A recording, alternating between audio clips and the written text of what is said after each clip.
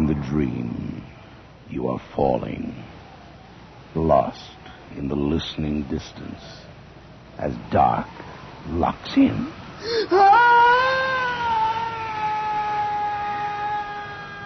Nightfall.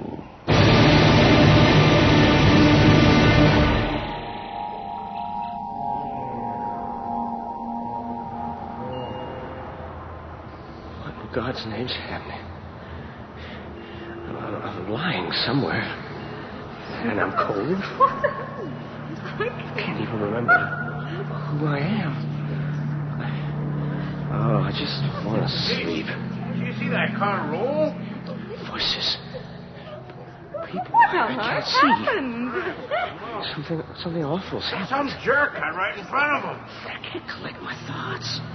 Just waves of cold, gray You need the fog. blanket. Anybody got a blanket? There's one in the back of my car. I'll get it. And what about an ambulance? Anybody called My one? husband's phoning across the highway. Okay, fella, you're going to be all right. Just take it easy. Stranger bending Hey, can you hear me? Face just starting to take shape. Listen, are you all right? Can you speak? I hear you, but I can't make a sound. What happened to me? God, if I could only remember. Wow, look at those skid marks, huh? Skid? Who said that? Would I hit someone? Killed him? No, it's got to be a Here's dream. the blanket. Not too clean, I'm afraid. It'll do just fine. Just tuck it around him. Least we can do is keep him warm. Is he... He's not dead, is he? Oh, damned if I know, lady. There's certainly no blood, just a nasty-looking bruise on his forehead. He's not moving a muscle. I asked him if he's all right, but not a sound, not even a groan. Well, he could be in shock. Jeez, that's for sure. I was right behind him. He was doing close to 80 when he rolled. It scared the hell out of me, I can tell you. Those poor eyes. They're staring right through us. I wonder if he can hear us. So, Mr. X, you've been in an accident. And now you're lying at the side of the highway with people staring at you, wondering if you're a corpse. Anybody get that other car's number? Nah, the guy took off like a scalded cat. No, wait. I was at the airport. Yes, I was saying goodbye to someone. Oh, my head's spinning. But there's a name. I was saying goodbye to... Yeah, Janice. Janice, my wife. Mrs. Neville Edwards. Look, did you see that? See what? Well, it was just there a second, but I'm sure he smiled. Not bloody likely, as they say nowadays. All the pieces are starting to fall into place. Janice is in the air right now on her way to Havana. It's our first decent holiday since we were married. I was going to fly down tomorrow. Oh, why the hell didn't I leave with her? Why? Blind, overweening ambition. The presentation had to come first. Instead of flying off with the woman I love on a holiday I've slaved 4 years to swing, I had to prove to the president that I was the hottest little creative director in our country. Lady, can you keep your kids out of here? This guy could be dead. Andrew, Jennifer, come back here right now. Now, look here. Listen, fella, there's going to be an ambulance here in a couple of minutes, so just relax. I don't think he hears you. Look, if you can understand what I'm saying, just give us some little sign. I mean, move a finger or blink an eye. Not a sign. There's just nothing there. I wonder if this is what they call cardiac arrest.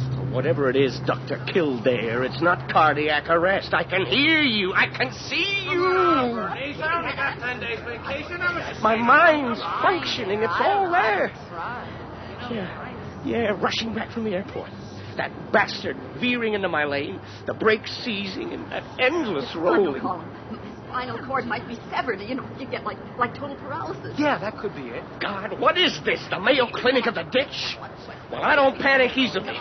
Not when I can feel pain in my forehead and my ankle, which is probably broken, and you can't feel pain with a severed spinal cord. Get that damn dog out of here. Don't you let him know. Here comes the ambulance. Okay, folks. Should Joe move out of the way? The ambulance has to get through here, guys. Come on.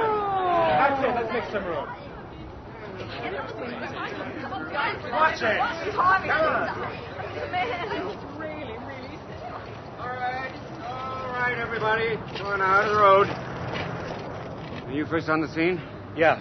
I was in the car right behind. Some guy cut right in front of him. Yeah. Did him? No, but he braked real hard. The car went into a roll about 100 yards back. We put a blanket over him and tried to talk to him, but he doesn't seem able to speak or even move, and I couldn't feel any pulse. I think it might be cardiac arrest. Well, now, we'll just let the doctor figure that out. You all strapped at your end, Ron? Ready to go. Out of the way, Hey, please. watch it. Stand back. Stand back.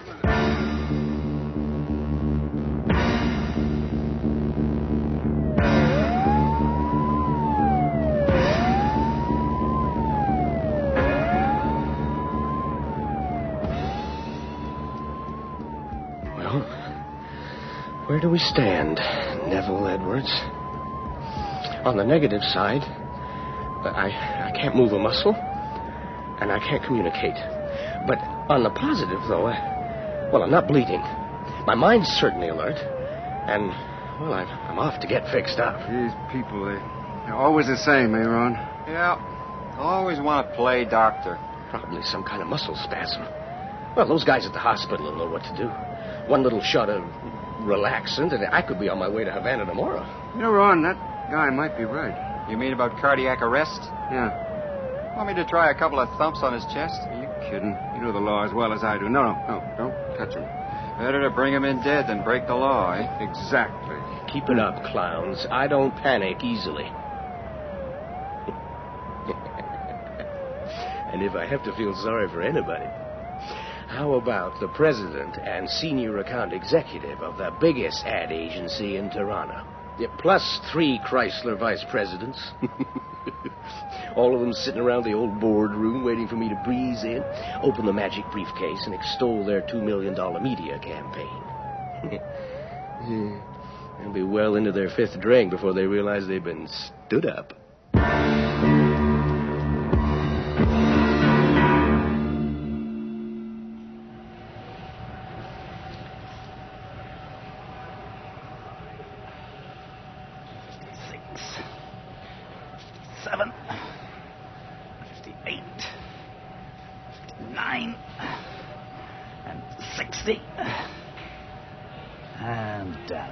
Nothing at all, Doctor? Not a trace of a heartbeat. I nearly shoved my fist through his sternum with this compression. It's not working. Doctor, for God's sake, look at my eyes. They're all I've got to try and tell you. You're on the wrong track. Same old story, nurse. Just a little too late with the cardiopulmonary therapy. This man died in the ambulance. Well, at least it's not our failure, Doctor. All the way in that ambulance, his brain cells were dying at the rate of millions a minute. And the attendants weren't allowed to touch him. This late, even if I got his heart going, he'd be a vegetable. This crazy nightmare can end if you'll just get a few more opinions. Find out what's doing this. It's just some little spasm. Well, I've got 3 hours of surgery facing me in the OR. Couple more, nurse. Oh, my God. No. This can't be happening. It's not real. Don't bury me alive. Somebody try to understand. I am alive. I'll get an orderly, Doctor. Right. Oh, nurse, before they take him downstairs to the morgue, remember to check his wallet for ID. Yes, Doctor. I'll notify his next of kin. They can make arrangements for the body to be removed to a funeral parlor. No.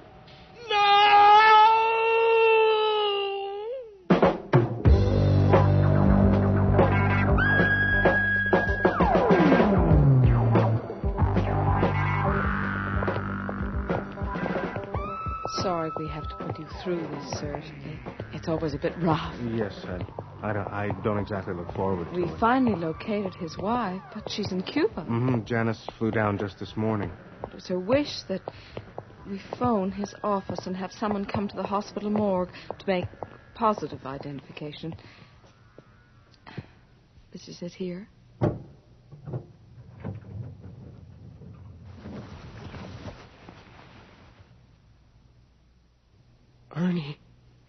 Ernie Jackson. Yes, nurse, it is. It's Neville Edwards. Good old, slow, methodical Ernie. Nobody's going to rush Ernie. Thank God. Nurse, do you mind if I ask 1 or 2 questions? I mean, this whole thing's very hard to grasp. Well, certainly, I understand. See, I guess I was expecting him to be badly smashed up. There's hardly a mark. What was He died of cardiac arrest. Probably in the ambulance. Don't buy it, Ernie. Don't buy it. You never took anybody's word for anything. Who examined him, nurse? Dr. Harvey Bateman. Very experienced and competent. Was he the only doctor? Didn't he check with others to be perfectly sure? That's it, Ernie. That's it. Ernie is skeptical old bugger. I can assure you, sir, everything was done. Dr. Bateman does not make snap decisions with human lives. Excuse me, I'll have to get that. Be back in a minute. That's right, Ernie. Stare at me. Don't take your eyes off me. I'm going to make you understand. Just like hundreds of times before when we read each other's thoughts. Ernie, over a drink or a desk. Cardiac arrest. Does that mean a heart can never start up again in its own good time? Yeah, England, they used to put little bells on your coffin with a string leading inside so you could ring it if you came back to life. It happens sometimes. Good boy, Ernie. Mind you, would cause a real fuss around this place. I'd step on a lot of toes if I checked this thing out. Do it, Ernie. Do it. But shock isn't enough. I need to feel some grief, and damn it, I don't. Ernie? That's right, Neville Edwards. I don't feel anything. Felt a lot more grief the day Janice phoned to say I could have my ring back. Ernie, it wasn't my fault. We just fell in love. I felt a much bigger stab in the heart the day our venerable president called me in to explain that perhaps my finest contribution to the agency lay in grinding out copy. Didn't even have the guts to admit he was just pushing his fair-haired boy up the ladder. Ernie, it wasn't my decision. I never asked for your job. You charmed them all, didn't you, Edwards? And talk about ruthless drive. God, there were times when I thought of doing this to you myself. Ernie, please. And look Ernie, at those please. eyes. Even now. Making me think you might possibly still be alive. They're too bright. Too intense for a dead man. Then again, maybe you are dead. Just plotting to make it through the pearly gates first and beat all those other poor suckers who died today. Sorry to leave you here by yourself, sir. Have you had enough time? Yes, I think we're all finished here, nurse. Thank you. No. No! Damn you, Jackson! You're killing me, you swine! You're killing me!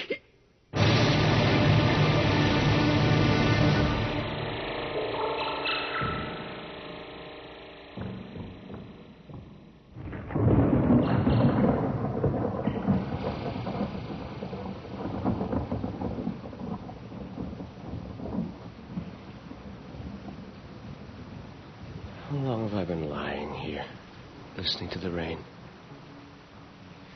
If it wasn't for that sickening disinfectant and this cold enamel table, it could be my own room at home, with Mom and Dad sleeping right next to it.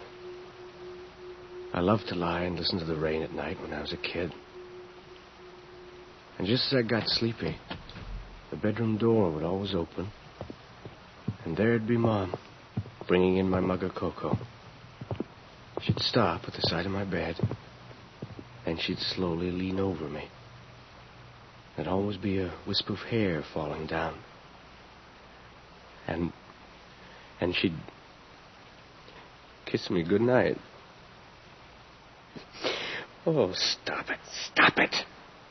You know bloody well who's standing over you now. Well, James, I think we'll begin by closing that window. Right away, Mr. Miller. In this age of refrigeration, I don't think we need the chill night air to preserve a human body. Thank you, James. By the way, it's very good of you to come out on a night like this. Sorry I had to call you. Oh, that's quite all right, Mr. Miller. Well, it was very decent of you to help me out in this little emergency. You've had your dinner? Oh, yes, sir. And I really hadn't planned anything for this evening, so there's no problem. Well, not exactly no problem, James. I'm very upset at the conduct of Mr. Osborne.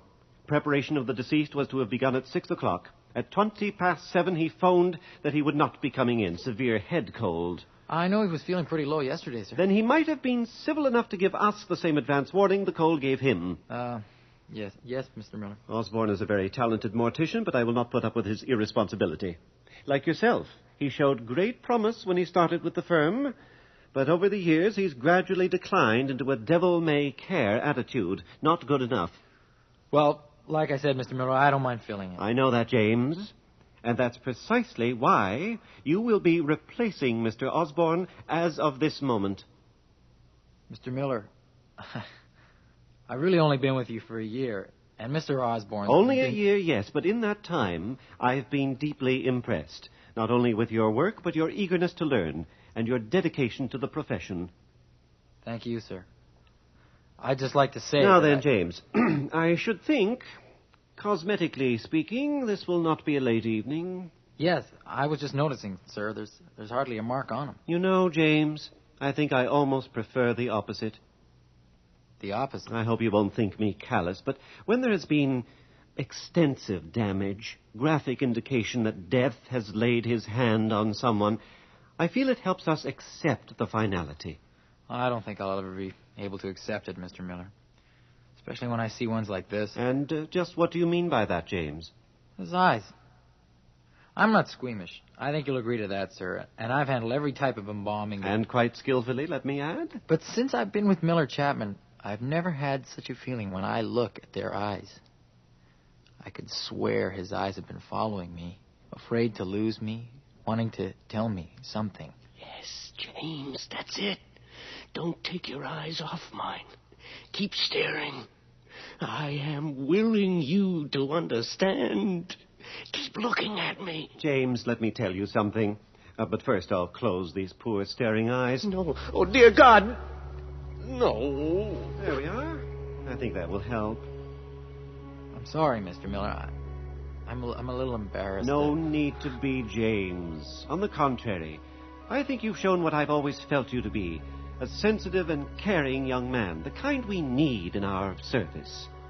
Thank you, sir. However, James, let me give you some, well, I don't really like the term, but some forewarning of what strange things lie ahead as you move on in this profession. What do you mean, Mr. Miller? James, in this very room and on this very table, I have seen the eye of a dead man blink, the finger of a dead man move, the lips of a dead man twitch. I've never seen anything like that, Mr. Miller. You will, James, you will. And no matter how many years of experience you've had, it will indeed disturb you. But, James, always remember this. Though chilling in the extreme, these are all perfectly natural posthumous reactions. Simply a matter of muscles, tissue, and tendons, weary of life, finally settling into beautiful repose. Now then, I have something I want you to do. Certainly, Mr. Miller. I spoke on the telephone today with Ernest Jackson, a close friend of the deceased. A rotten bastard. Now, this The Mr. lowest Jackson has kind of- spoken earlier to the deceased wife. Janice. Apparently, there is a You know. beige gabardine suit. I believe the God. deceased was married in it, and his wife is most anxious that he be buried, laid to rest in it. Mr. Jackson assured me he would get the suit and bring it here by 6 this evening. However, like Mr. Osborne, he hasn't turned up. Now, we do need that suit, James, so if you'd be good enough to go to this address... I know that street, sir. It's only about a 20-minute walk from here. It'll be a lot faster and drier in my car. Now, here are the keys. Car's in the driveway. Thanks, Mr. Miller. I'll be back in a few minutes. Yes, indeed. Very fine, promising young man, James. Just as you probably were in your field of endeavor.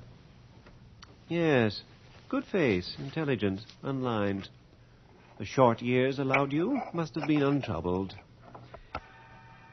Well, I suppose an adoring and supportive young wife would have to be part of that piece. Yes. Well, they phoned the sad news to her in Havana. She's flying back about 9 in the morning. Doesn't leave us much time. Janice. Love. Life's intriguing little mysteries. He sends her off to Havana. He's killed driving back from the airport.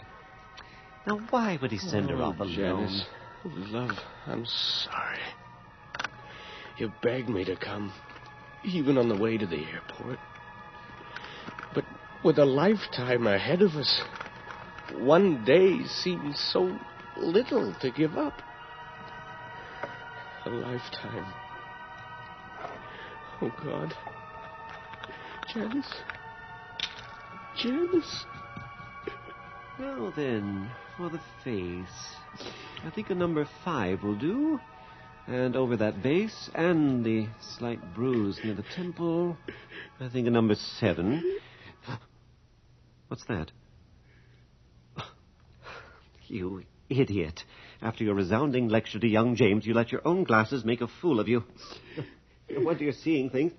Glasses haven't been cleaned for a week. Thank goodness James isn't here. Embarrassing if he saw this silly trembling in my hands. Now then, slip the glasses back on and look again. It's still there. Not an optical illusion. But I've never seen this before. Well, you're seeing it now.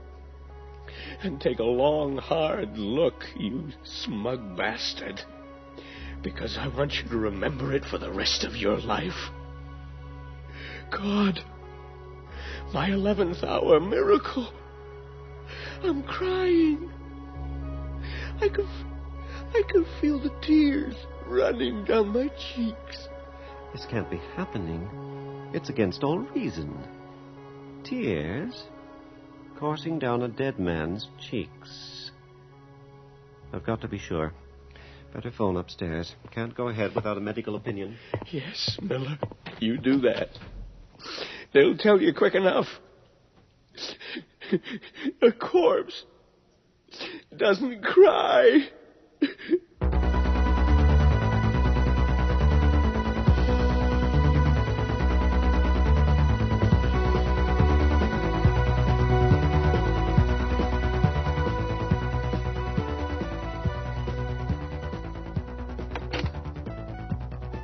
Mind you, if the man is dead, if such a thing can happen after his demise, I'll be the laughing stock of the profession. I can just see it in the funeral trade papers. 30-year veteran of profession, Wilbur Miller, goofs. Well, I'll take the risk. If only the hospital would pick up the phone. Hello. Yes, this is Wilbur Miller of the Miller-Chapman Funeral Home. At approximately 11:30 this morning, a traffic accident victim was brought to the emergency admitting center of your hospital. The victim's name was Neville Edwards. Yes, would you please check and give me the name of the doctor who attended? Yes, I will. Nurse, hello, are you there? Yes, could you please hurry? It's very urgent. Thank you.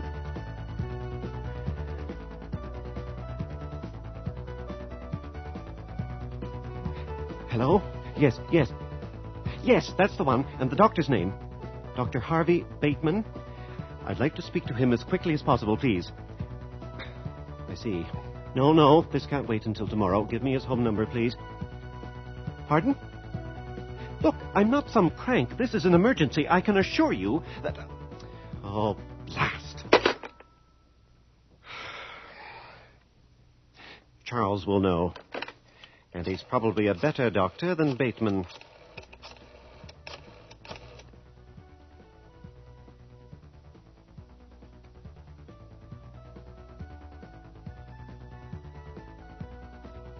Charles, it's Wilbur.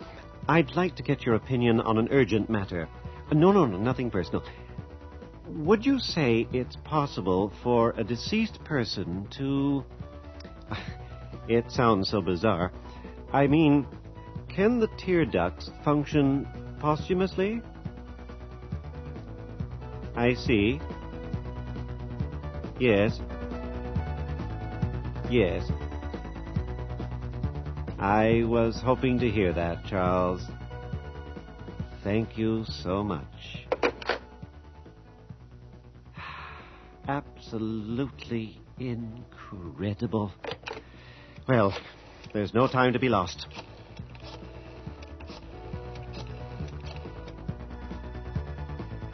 Come on. You've got to be there.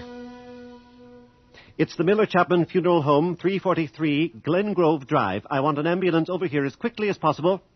Yes. Yes. Ask the driver to come up on the side driveway. The door will be open. I'll be waiting for him. Right. Tell him to go straight to the basement. Thank you.